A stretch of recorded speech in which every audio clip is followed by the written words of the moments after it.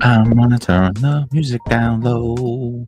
Hello and welcome to the show. I need to fix that real quick because that was too loud. There we go. Welcome to the Positively Awesome Wrestling Show, where today we are going solo dolo because Albert is down there wrestling Mickey Mouse down in Orlando, and Tidy is still MIA, but that's okay because I'm gonna do my best.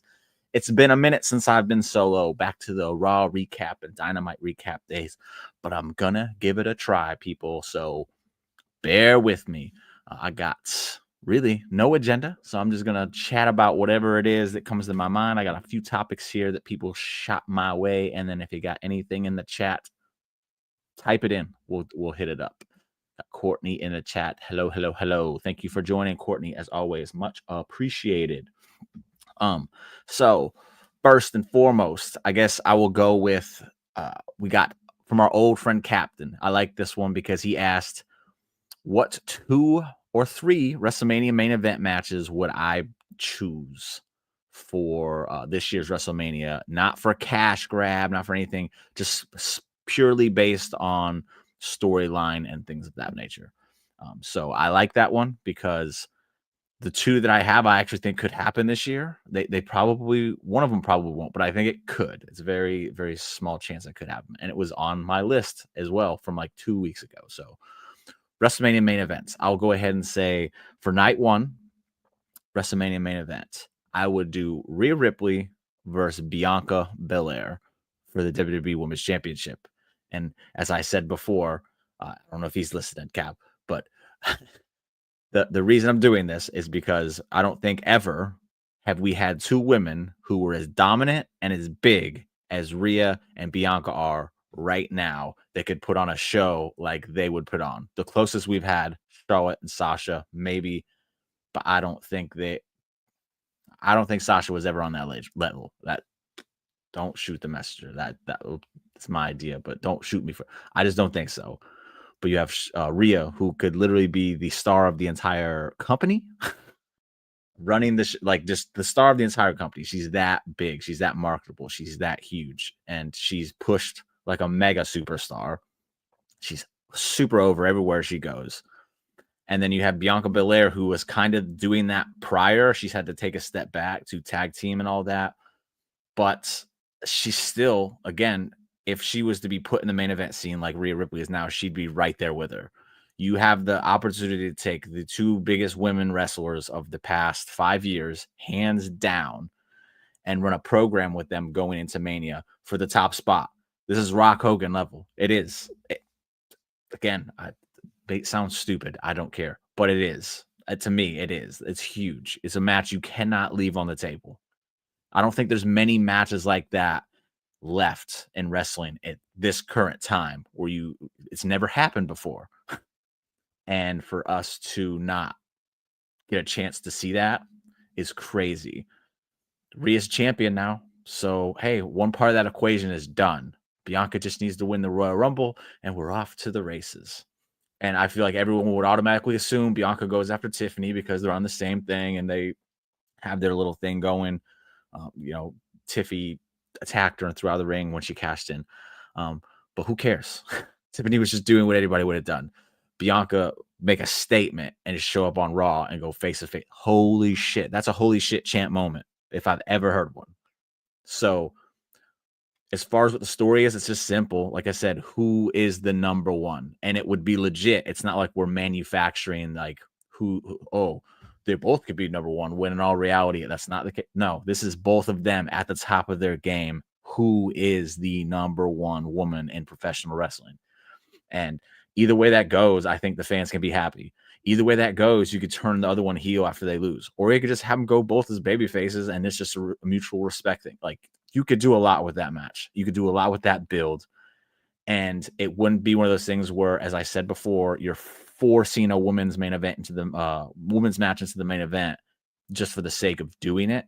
These women should main event over most every other match that you can make. So night 1 main event is Bianca Belair versus Rhea Ripley for the WWE Women's Championship. I knew Charlotte was. I didn't know Mickie James was. But I also know that they brought in, didn't they have Masha Slimovic in the crowd in NXT last night. I think that's what I saw. So that doesn't surprise me that Mickie James was there. But is she still with TNA? I don't know. You have to fill me on that. I don't know if she's still with TNA. But yeah, night 1, Bianca Belair versus Rhea Ripley Women's Championship. Night 2, and again, this is the one I think is going to happen. It's very highly likely it's going to happen, and it should happen. And it's Cody Rhodes, WWE Champion, taking on Roman Reigns, the winner of the Men's Royal Rumble, and The Rock, who then just puts himself into the match because, as I've pointed out to many people, on the Raw after Mania last year, he told Cody, when he handed him that little whatever it was, says, you know what this is. You don't need to look at it to know. And then he told him, whether you're champion or not next year, I got next. So The Rock's just be like, hey, I already called him. So, and he's the head of the board. Like, so he just throw himself in the match. He's got history with Cody. He's got history with Roman. Rock pinned Cody last year at Mania. Roman, he's a babyface now, and he won the Royal Rumble, so that's his reason for being in the match. And then you have a possibility here where Cody loses the title, and I think he should take the pin. I don't think it should be one of those things where Roman pins Rock, because that's a match in itself. But Cody loses the title, and then he turns heel. And then you could do another match at Mania 42 between Cody and Roman, where Cody's the mega uber heel and Roman Reigns is the mega baby over babyface. It creates that match right there in itself, which I know we've seen them main event 2 Manias in a row. This would be 3 in the same match, but it would be fresh. It would be new if the roles were reversed here. We got heel Roman, Cody, heel Roman and Cody. You have 2 babyface Roman and Cody this year, and then you'd have heel Cody, babyface Roman next year. The dynamic is different, and they're the 2 biggest superstars in wrestling. So milk that thing dry. I don't care. We saw Rock and Austin 3 times, so who cares? And then The Rock, him being in the match, that opens up the doors for doing a Rock Cody match. It opens up the door, obviously, for Rock and Roman match that we have been desperately waiting to watch for the last 20, 30, 40 years at this point is what it feels like. So, yeah. Again, the story is Roman wants his championship back. Like, it's that simple. Like, again, simple is the best storytelling most of the time here. Hey, thank you very much, Lou. Thank you very much. Yeah, so I saw this picture. So I knew Charlotte was there. I didn't know Mickie was there. So is she still in TNA, or is she not there anymore? You have to tell me. But the story is there with Cody and Rock, because like I just pointed out, the Raw after Mania last year, and then the story is there with Roman and Rock. I don't need to tell you all that one. I don't need to fill you in with that one. And then again, Roman and Cody. The story is there. Cody's champ. Roman wants his title back. He won the Royal Rumble. He's there to collect his. He's got his Ula Fala back. Now he wants his championship back. It's all there. It's easy. It's simple, and that's the one that's what I would go with night 1 and night 2 for my main events. Now for a bonus one, just because he did say 2 or 3, I'll go ahead and give a bonus one, and it involves one of the guys from the night 2 main event. So I would do CM if we don't get that match, CM Punk and Roman Reigns. For Paul, like not even for Paul Heyman, because that sounds cheesy, but the story is there. Because CM Punk laid down. He put over Roman Reigns, and it was the last thing he really did in WWE before he went off. I know he went into the Royal Rumble and all that, but the last thing he legit did was put over Roman Reigns. He beat Seth. He beat Dean. Roman beat him. So, hey, I gave you the keys to the kingdom, and you did nothing with it until you got my wise man, Paul Heyman. It took my wise man, Paul Heyman, to get you to where I was at, even though I handed it to you on a silver platter. You don't deserve Paul. Paul wants to be with me. And then you have Paul Heyman, who could literally tell the story with his facials, and we already know what he does on the microphone. He's an added element to this match that would just blow it through the roof. It'd be phenomenal. It'd be fantastic. I don't think I should even have to. Like, I was against the idea of doing Punk and Roman when Punk came back, but now that they've literally kind of pulled back the curtains, like, no, like we're gonna bring the Paul Heyman aspect into this, and they've already introduced Punk to Roman and all this, and there's some chemistry there. When they were stuck in that cage, that was great. just the little faces they were making with each other, just hanging out in the cage. It was great. It sold me right there that, yeah, we do probably need to see this match. And yeah, why not do it at Mania? Like, why not? Like, because Punk is arguably he's still a big name in wrestling, like whether people want to admit that or not. And Roman is the biggest name in wrestling. So yeah, you do that match. And Paul Heyman over in the corner. Whose side is he on? Who's he gonna leave with? And maybe this is where you can turn Punk heel, which I'm personally waiting for. So there's my three. There's my three for you, Cap, if you're watching, or if you're watching a later time. I don't know if you are, but maybe you are, maybe you aren't. But that's what I would do for the Mania main events. If you can't do the one, you do the other one with Roman. But yeah. So enough of WrestleMania, because we're gonna be talking about it a lot in the upcoming months, especially after the Royal Rumble. I'm gonna go in to Jimmy doesn't poop on Triple H, or he doesn't poop on what the WWE does. Let me go ahead and tell you right now. We're gonna talk about Triple H's biggest mistake that I personally think he's made so far since he's been handed the reins in the booking department here. Because last year, going into Mania, I, along with quite a few other people, thought that Chad Gable was on the verge of having the biggest moment of his career, as the fans clearly wanted this man. They were clearly behind this man. His feud with Gunther was absolutely amazing. He beat Gunther, even though it was count out. He did beat Gunther. And it looked like we were heading into a final showdown between the two at WrestleMania, in which Chad Gable would have gotten his huge moment, like huge, and then become Intercontinental Champion and go on an absolute tear as a wrestling machine that he is. But then that got pulled out from under, and he ended up having to wrestle. Then Sami Zayn effectively got his spot, which then turned Chad Gable heel. And then it's like, okay, maybe Gable as heel will beat Sami Zayn for the title, and he'll go on that run as the absolute monster of a wrestling machine that he deserves. And it didn't happen. And I've seen a few people kind of jumping on this bandwagon now. I said it literally last year, but I've seen more and more people jumping on this bandwagon that Chad Gable definitely should have been the one that had that moment at WrestleMania. And I can say in hindsight, even though I love Sami Zayn and I loved that moment it was probably my favorite moment being there live at the show last year. That was Chad Gable's moment. And I'm kind of bummed that he didn't get it, because Sammy didn't need it. It felt like Sammy just got put into that spot because they didn't have anything else for him last minute. Whereas Chad Gable, like, it was the built-in story. It was, and he was even like a third party in the story for Sami Zayn and Gunther to begin with. So it was like, come on. Then they turn him heel, and I'm waiting because everyone's like, oh, this is good stuff. And I'm waiting, and then they paired him with the Creed brothers, which everyone was like, this is going to be amazing. It's going to be like Team Angle version 2.0. And I'm waiting, and nothing has happened. He's been heel for going on 9 months now. And the only accolade that Chad Gable has is he beat Otis. And they even pulled the trigger on that 3 months too late. Chad Gable wasn't working as a heel. It's the vignettes are really awesome. He still cuts great little promos, and he still wrestles like a maniac. He's phenomenal. Nothing Chad Gable's doing is bad. It's just not working. It's not clicking. He's stuck in the Dolph Ziggler realm in WWE, where it's like, you're really, really, really good, but because you're really, really, really good, you're going to be used to make everyone else look better than they are, and we're never going to give you anything. You're never going to. It's ridiculous. He has the perfect babyface appeal to him.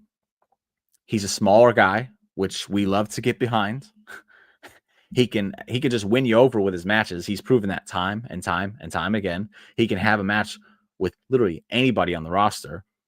We just saw on Raw, he was Penta's I won't say handpicked, but he was Penta's perfect opponent for his debut, because he's not going to screw up. He's going to make Penta look like $1 million, even if he is a little bit rusty. He's going to transition him well into the WWE's product. We've seen Chad Gable have a great match with Braun Strowman, where he literally did the rolling German suplex on this man, a man that's 4 times his size. And it was awesome. but he was a heel when he did that. So it's not like we could even celebrate. It was more like, oh, dang, he did that. If he was a babyface, he would have, man, would have blew our minds. Would have been like, this is the greatest thing of all time. Chad Gable was perfect babyface, and they took it from us, and they've not given us anything of any kind of substance since then. The thank you and the shoosh, we didn't even get that into the babyface aspect. Like, it would have been great. Some heel popping off of the mouth. Chad Gable comes out, shoosh, get in their face. The crowd would have been doing it with him. My goodness. Triple H, I'll give you a lot of credit, man. You screwed this one up. You screwed it up big time, and I don't appreciate it. So that is what I would consider to be Triple H's biggest fumble. Man, where Harry at? Harry should be in the chat. Making me upset with that. He always here. I guess I'll just move on to AEW. This show might end a little early because I expected y'all to pop in here and tell me some stuff.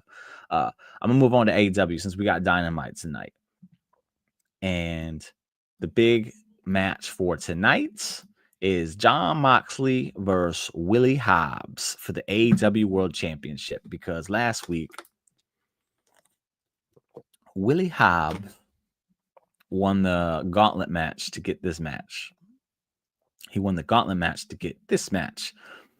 And then he was kind of just pushed into this position, even though the last pay-per-view we saw him losing. So I like Will Hobbs. I'm not trying to clown on him. It's not his fault. It's his booking.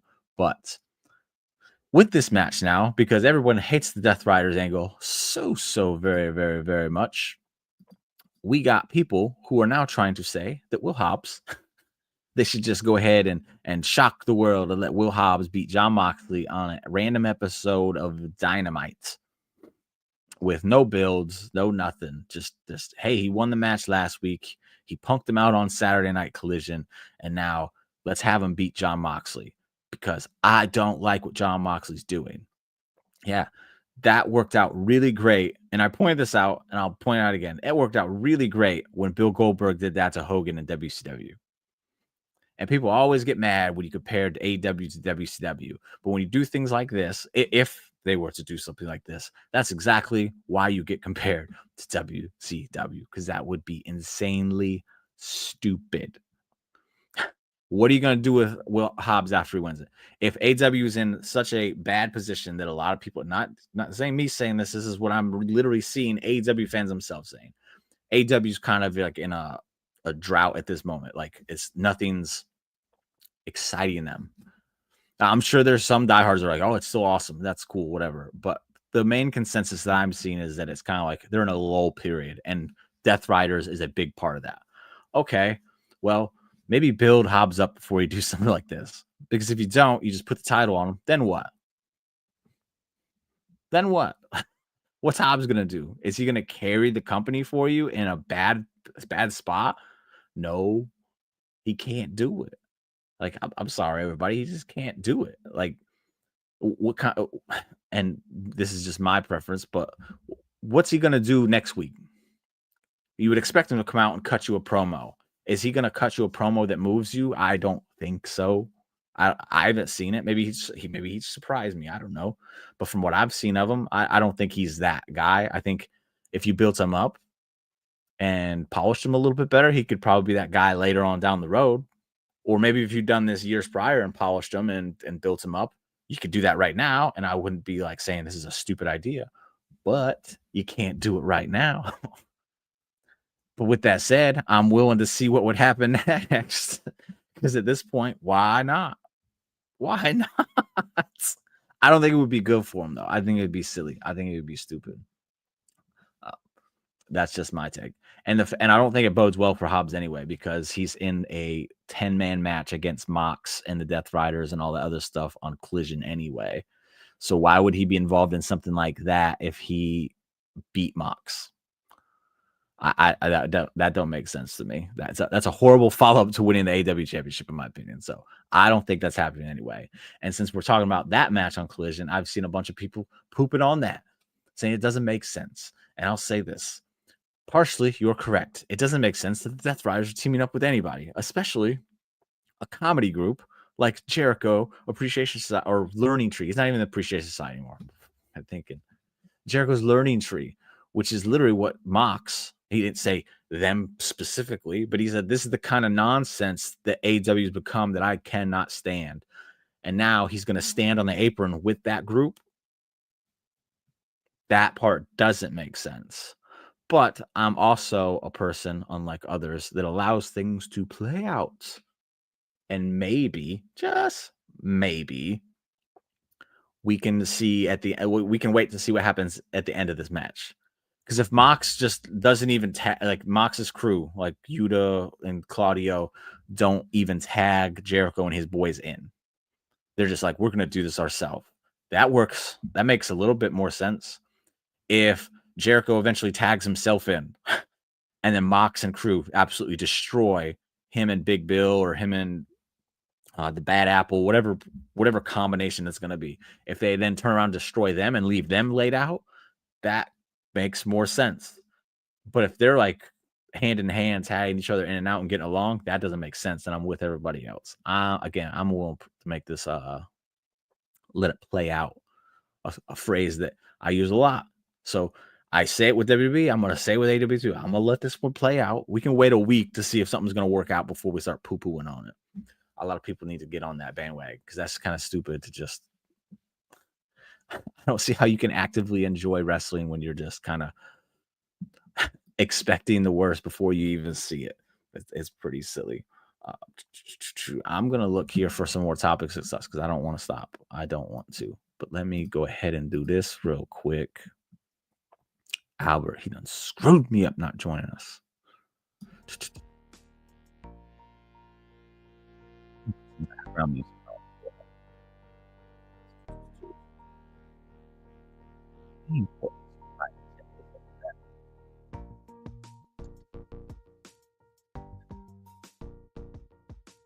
And while we're on, hey, Collision, I've been watching Collision lately. I gave up on it after a while because when Punk was there, it was the best show, and then it wasn't the best show. And then every time I tuned in, it continued not to be the best show. It was a pretty boring show. And then it was just recently, now that I can watch it Sunday morning instead of Saturday night, because the deal with Max is absolutely amazing, I've been able to enjoy it more. I can fast forward through the stuff I don't like the Learning Tree, Jericho stuff. Because that match with him and Dax was. Big Bill has been fantastic on Collision. I want to give him props there. He's probably been the best part of Collision. The Outrunners seem to get more shine over on Collision, so that's been an awesome part as well. Because if you know me, you know I love the Outrunners. They are awesome. What else has been on Collision that I like?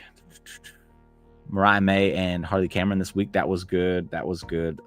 I'm assuming that's where Mariah May gets most of her shine as well, since the TBS champion Mercedes Moné has hijacked Dynamite and taken all the women's glory over there. Just joking, y'all. Just joking. I don't got nothing else. This is a short show. That's why I need Albert. This is why I need Tidy. This is why I need them all back. Anybody in the comments? What is up with that? What is up? I know y'all there. I see the numbers right there. I see y'all in there.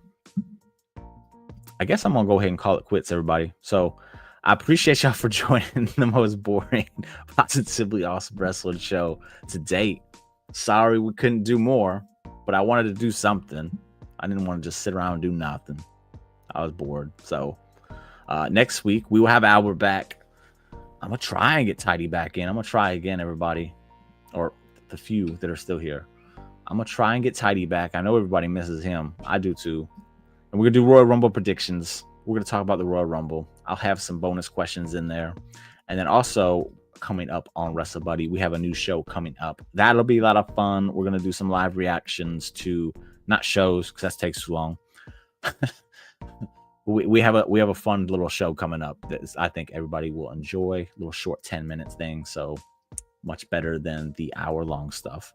And much better than the watch-alongs. But at the same time, I'm also going to be doing a Royal Rumble watch-along during the Royal Rumble. I'm going to give that a try.